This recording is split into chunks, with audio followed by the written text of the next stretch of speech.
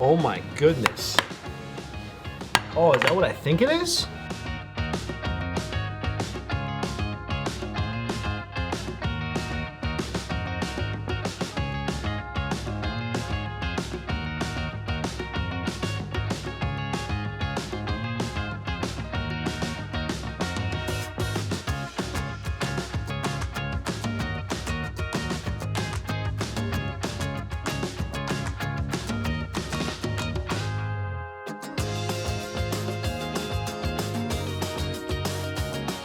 This morning we're going for a hike. It's gonna be a workout. We're here at Takht-i-Bahi, one of the UNESCO sites here in Pakistan, and it's a Buddhist ruin. A lot of you guys might be surprised by that because you wouldn't think there'd be Buddhists. A lot of Buddhist temples or ruins here in Pakistan, but back in the 1st century BC, this was created because Buddhists did exist in this region. In this place we're at is called Takht-i-Bahi. Takht means throne or high up, and Bahi means water. So they assume that there's a couple streams down here as well. Also, this is crazy, but this place is only about 30% excavated. So what we're gonna see, the ruins, the structures, that's only 30%. The other 70% are hidden still in the mountains, like the iceberg of archaeological sites.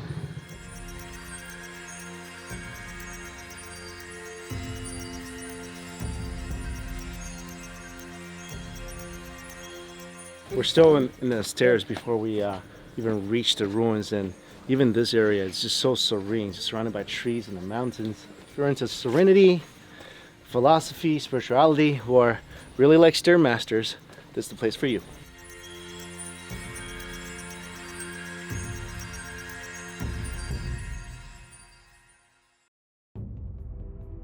So we got to the Ming Ruins here. You can see like this combination of huge stones and little slabs of stones put together to make these walls, and those areas in the mountain you can see little bits of the sites poking through the ground, and those are the places that haven't been excavated yet. So it's just all over the mountaintop. It gives you a sense of how big this place is and how much there's still to be discovered.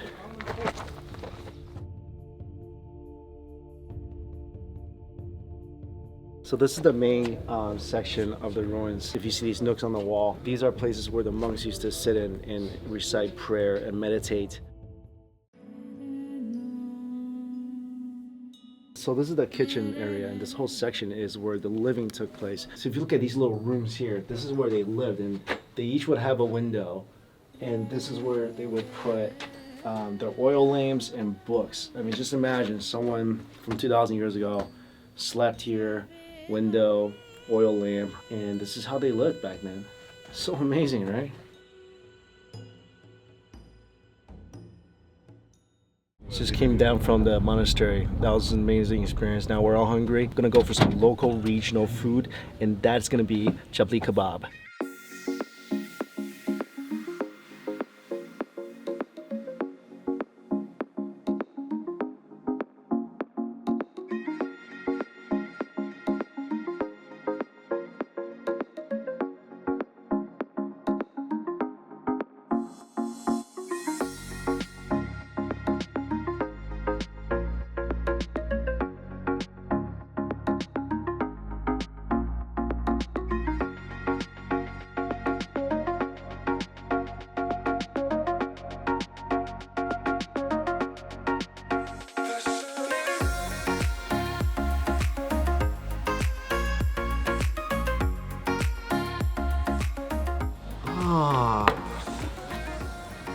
Thank you. Oh my goodness. Oh, is that what I think it is? There is bone marrow inside the kebab patties. Remember what we said about bone marrow. Any dish with it is gonna be amazing. Look at this. I mean, I've never even thought this was possible.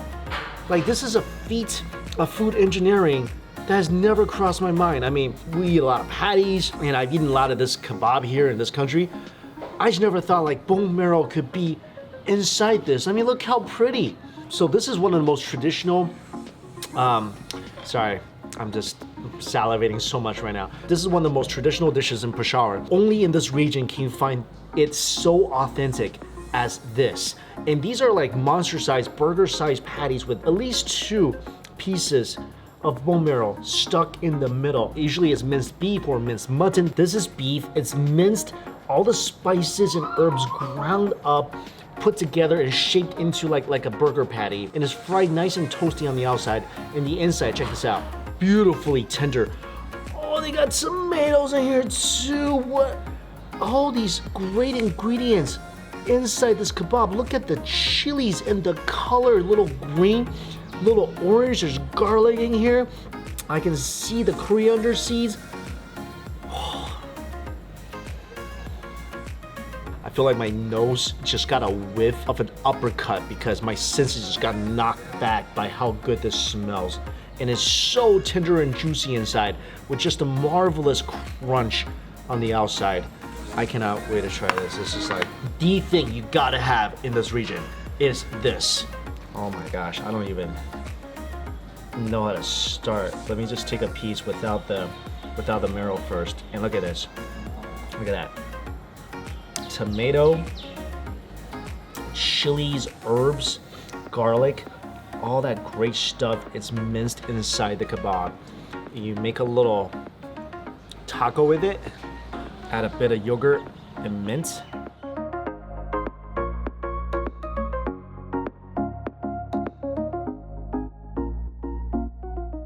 Wow, I've never had this kebab taste this good in this country. I've had this plenty of times in this country. Nothing comes close to how good this tastes. I'm shook right now. What's crazy is the different textures in here. Really, really, really tender inside. But the outside is such a startling crunch. Every single bite, you get a little bit of the crunchy exterior. And the whole thing has all that spices and herbs and a little sweet flavor of the tomatoes mixed in. I mean, we say flavor bomb a lot, and as you chew it more and more, you hit like little spice pockets, you know? They're like little fragrant crevices residing inside this kebab. And then it's just like your mouth is filled with wonderful spicy aroma all over again. I'm going in for the marrow. Oh, I can't believe this. Look at that. Massive chunks of marrow. And this is what I'm talking about. It's so crusty and nice and crunchy here. And look at, and it's so tender and juicy and soft here. It's just such a textural delight.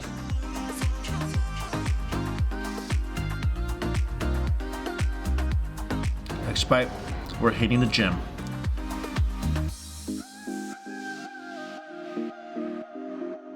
Excuse me while I cry a little bit. When I bit into that marrow, and when that fat just rivered all over my taste buds, it just brought like a whole different sensation to this dish.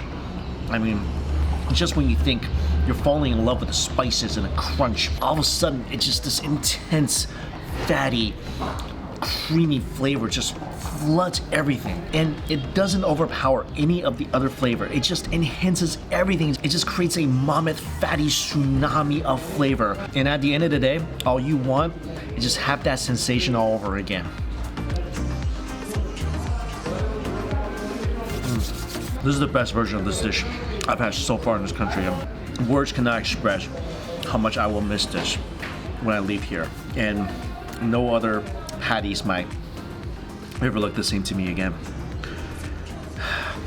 It's just something so wondrous about sitting here, being like in this local community, eating what everyone else is eating and just enjoying this pace of life. And it's something I wish all you guys could experience at some point in your life. In a local environment, exploring the local culture.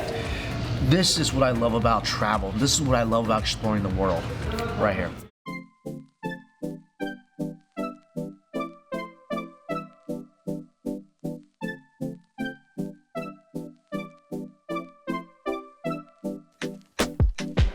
We are in the area of swap, and the dish they eat here is this. Check this out.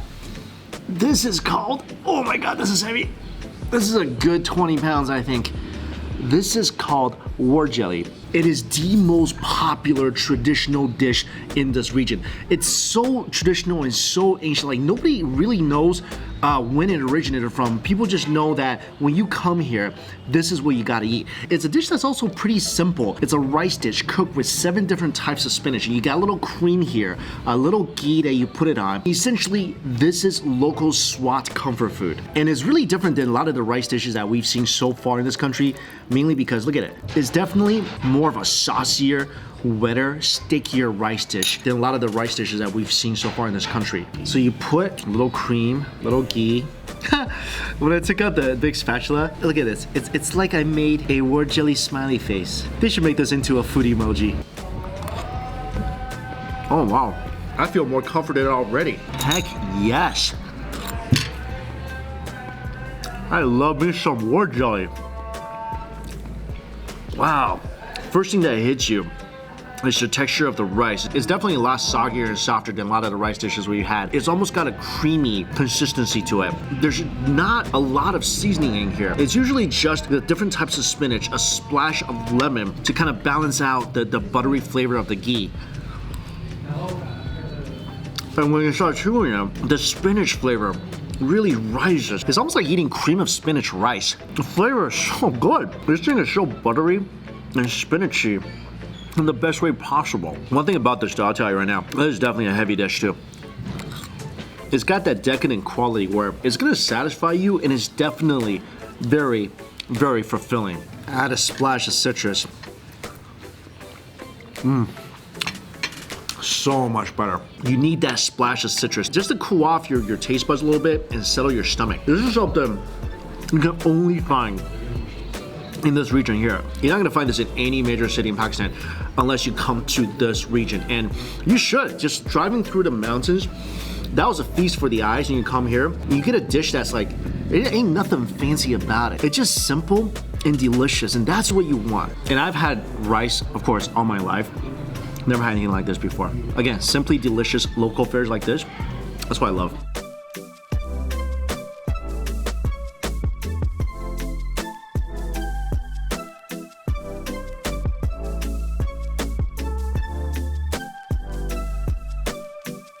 So we're heading deeper into the mountains here in Swat, and this region is called Muddy, and you can see the Swat River runs through here, and there's a lot of trout farms here, and rainbow trout's like one of the predominant things produced here seafood wise, so we're gonna go get some of that. This is crazy. Snow-capped mountains in the background, beautiful crystal clear river running through, and this is where we're gonna go get the fish.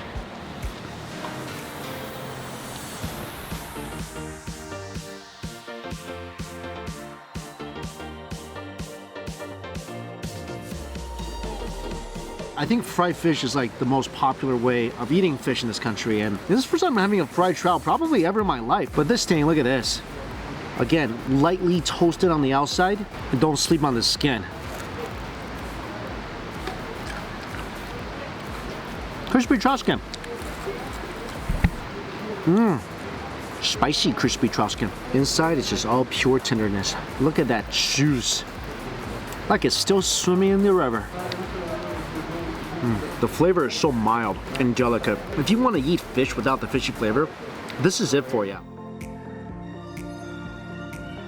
All that great chilies and cumin, coriander, a nice Pakistan spice mixture all on the outside. They give you chili sauce, but for me, splash of lime juice. I feel like coming to Swat, I mean, food is important, but the overall experience is where you should be eating up. Like the majestic mountains, the pristine river, just being able to be here and breathe through the fresh air and eating fish that was swimming and kicking like 20 minutes ago. This is what I call experience of a lifetime. And I'm sad to say this is the last day we're here in Pakistan. And after this, we're heading back to Islamabad. There's one more restaurant we gotta go to before we head to the airport. Supposedly, it's one of the most beautiful restaurants in the city. I don't know how it can be more beautiful than this, but we'll see.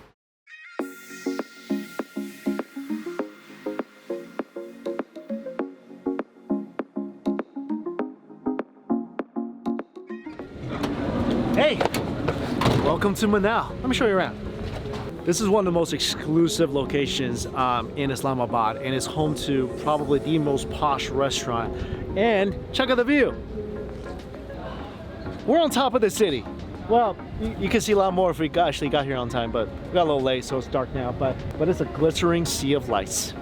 So there's a couple of different restaurants here, actually multiple places. There's a coffee shop, there's a fancy restaurant, Takht-i-Bahi, which is a great sit-down place, you can a la carte dining. It's supposed to be amazing, but we are going to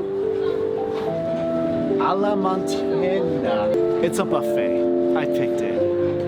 And only $9.50, so around $6. Let's go.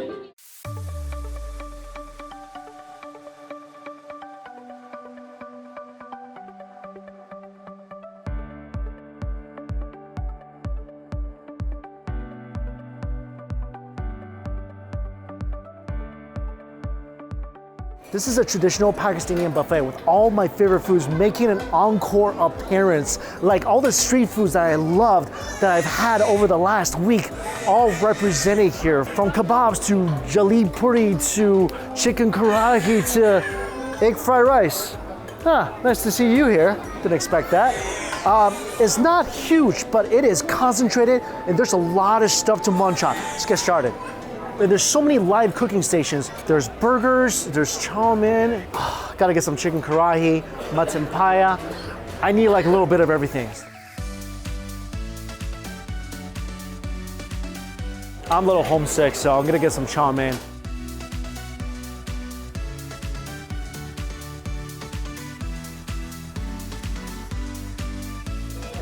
Oh my gosh, they got my favorite dessert. Jalebi, all I want. I want to know what a chicken Manchurian is. I'm really missing Chinese food, so it looks like sweet and sour chicken. I'm gonna give me some of that.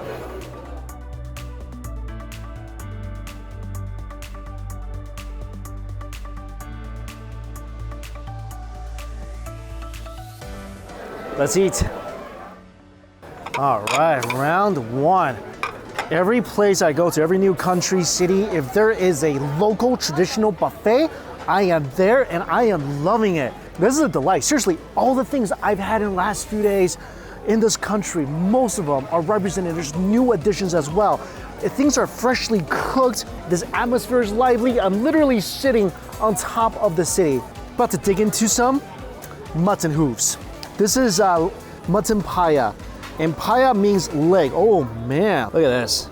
You can see a layer of fat already forming on top of this dish. And I remember eating this dish a few days ago, and I like the gelatinous texture of the goat hooves. Especially with a hit of lemon juice. That familiar spice of Pakistani food. Here, I got all sorts of assorted barbecue, chicken wings, to beef, to chibli kebab. I'll call this first plate my barbecue plate. Little splash of lemon juice, chicken kebab. Oh, this country really knows how to dress up a chicken. Super spicy, garlicky, and ultra tender. All these things, flame roasted with that great fiery flavor imprinted inside every single bite. Oh my God. Oh, this is amazing. It's a chicken meatball with cheese. Soft chicken with a good amount of spice and heat with a bursting cheesy center. That thing has been away from my life for way too long. There's a condiment section. You can add your own spices. You can make it spicier if you want. Grilled chicken. Whenever I hear the words grilled chicken, I'm always afraid it's gonna be a little dry or a little flavorless.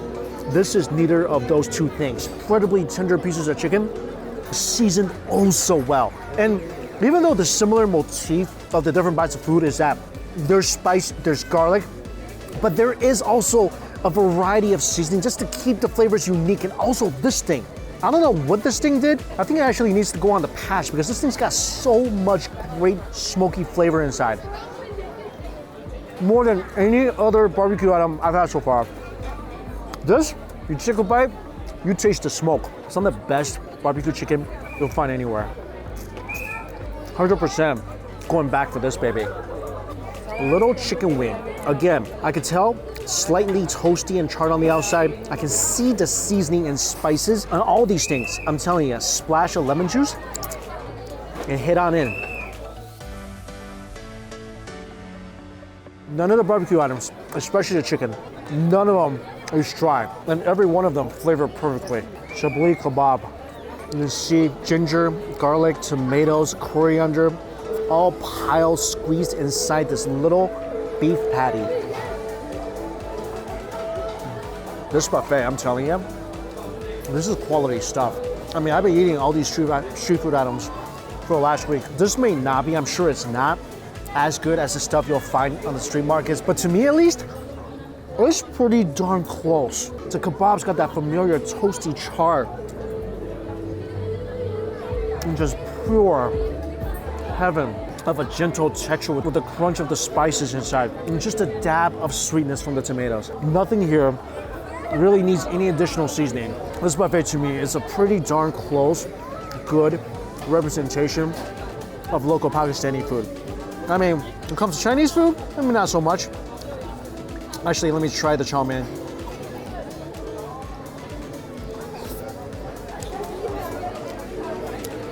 Yeah, not so much, but local food, spot on.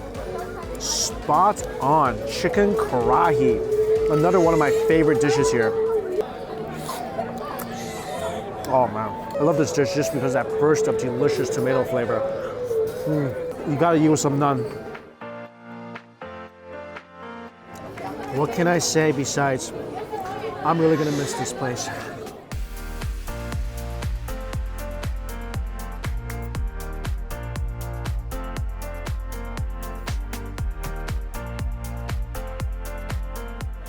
All right, let's go for round two.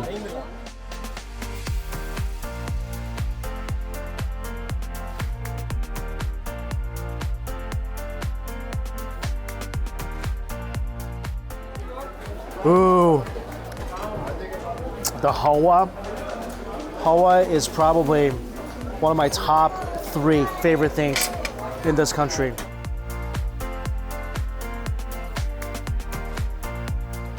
Told you we'll be back for that chicken. Okay, I think we pretty much moved through all the savory items, except for all the international stuff. I really don't feel like eating a pasta or a chicken mexicana. That's really not my thing. Now we're gonna get to some of the saucier items. A little bit of dal, a little plak paneer. This is great. Chicken handi. These are the 2 chickens I had above the mosque. 2 different flavors. One is more spicy than the other. Get a little bit of both. I think we have round 2. Ooh, plate 2. I feel like I should have got more bread. This is the sag. This is a little snack that they sell on the roadside. I really like this. This is like a little hors d'oeuvre. Not even like, it doesn't really even count. So you can definitely eat as much of this as you want. That's so good. They put so much pepper on top. I wasn't expecting that. Hawa is one of my all-time favorite things. It's a sweet dish that's like basically the little black dress of food items. I mean, it'll go good with anything. Seriously. Anything you put that thing on, it's gonna make it taste even better. Paneer sag. Oh man, I hope it's spicy. Oh, I hope it's spicy.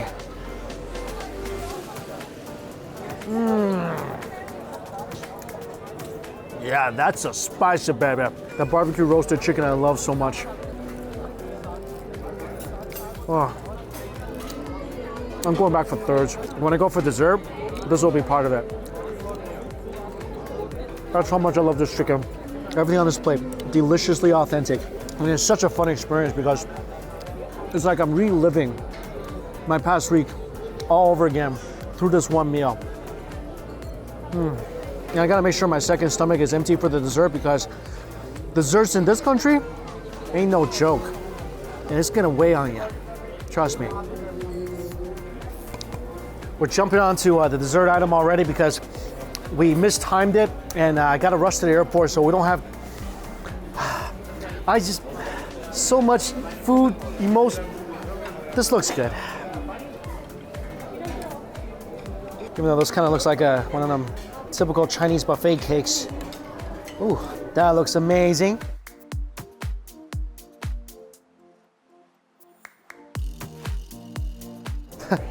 This is what they call sweet noodles. I had this in my ice cream the other day. And definitely more halwa. Put that in the center. It's the star of the show.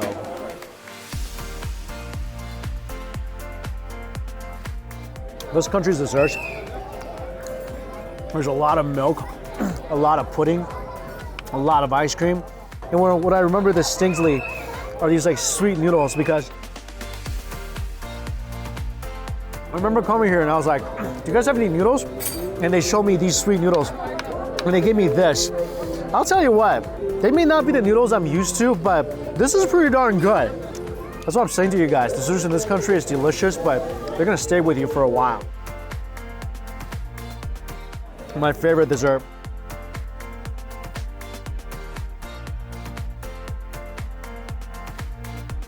Typically, I would never have thought naan would be a fitting addition to any dessert plate, but when there's halwa, everybody's welcome.